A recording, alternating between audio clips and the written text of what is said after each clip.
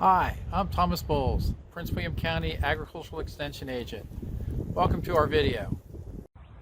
Hi, it's a beautiful sunny day, and I'm Nancy Berlin with Virginia Cooperative Extension. I'm going to show you some ground covers that I found useful to put in my yard, some of them native, some of them non-native. They cut down on maintenance in the yard. They help me to prevent erosion on some slopes or some delicate areas. And they also, the native ones, are a benefit to pollinators and other beneficial insects. So let's take a look around. I'm going to start with one of my favorites. This is Achillea millefolium, common yarrow. It has a white flower that insects really love. It's got evergreen ferny leaves that cover the ground nicely, and not much competes with it, although I see some chickweed coming up in there.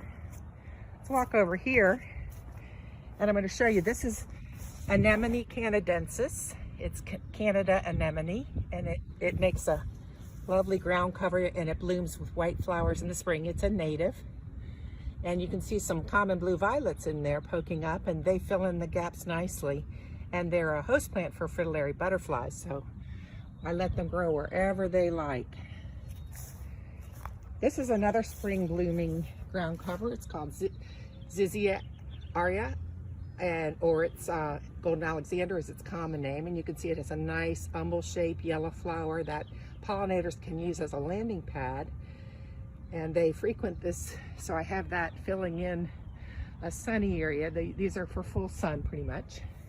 Let's take a walk down here. Here's some more yarrow filling in the gaps on a hill that's pretty steep and keeps the erosion down. It has wonderful roots to do that. Here's some more common blue violets. Here's one of many sedums that I have in my yard. It's the bright green, and that's not a native, but it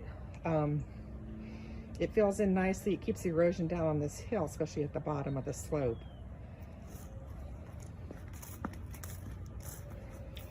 Here we have in a corner that gets some shade and some sun, Carex pennsylvanica. It's the light green, low to the ground. It's a Pennsylvania sedge. It makes a really nice native ground cover that's good for part shade, and it does okay in wet areas, but it doesn't have to be wet.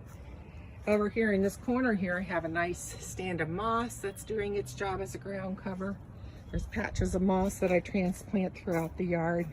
Let's take a walk down here to this part of the yard, and there's another sedum I want to show you. It's a little different. Sedums are not native, except for one. Sedum tornatum is native, but that is not up yet in my yard. But this sedum fills in this space nicely. And you can see there's a few weeds poking up, but it's doing pretty good. And it's companioned over here with some more yarrow.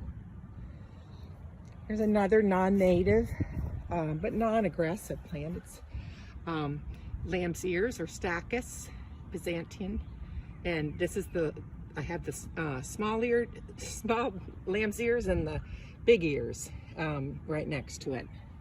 This is another sedum, autumn joy, that pollinators love. It gets pinkish burgundy blooms in the fall, right when other things are starting to die down, and it's got kind of succulent leaves. It fills in areas, even though it's not a low ground cover, it fills in areas nicely. You can see I have clover growing up along here, and I use that to fill in some spots where I can't get grass to grow well, and it adds nitrogen to the soil. It's not a particularly nice and neat ground cover, but it does the trick for me. Let's take a walk down into the wooded area, and I'm going to show you past my trash cans where I fill up with compost.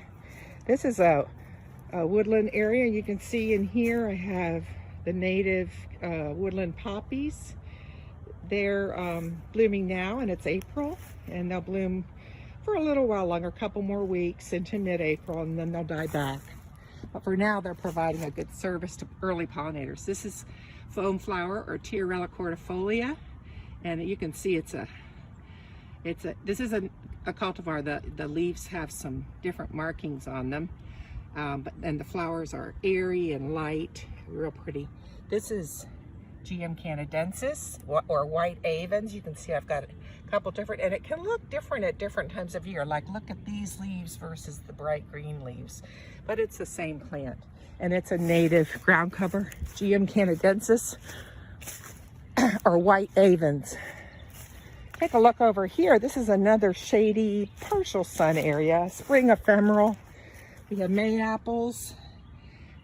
That makes a nice native ground cover, and these are trout lilies. If you look real close, you can see the speckles on the leaves. And they do have a little yellow flower, but mine have not bloomed this year so far.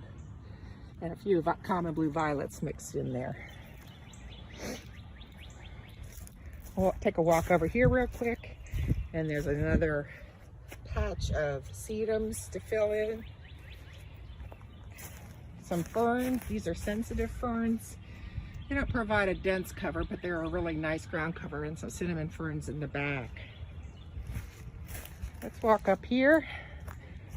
Packer aria is another native plant, and you can see it has nice basal leaves that stay green most of the winter.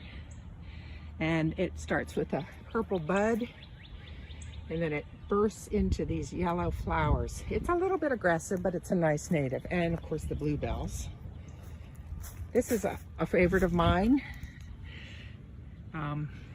This is wild ginger, and it hasn't bloomed yet. It gets a burgundy reddish flower on underneath those big leaves. Oops. Okay. Take a walk up here. I'll show you one more. More violets. I've got a lot of violets this year. And here is another favorite. This is a native.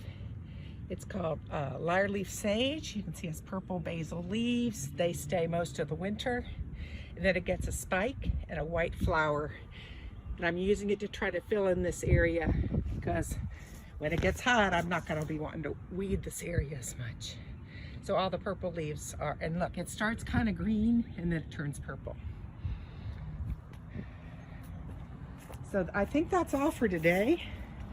But thank you for joining me, and I will hopefully be back with you with another little podcast soon.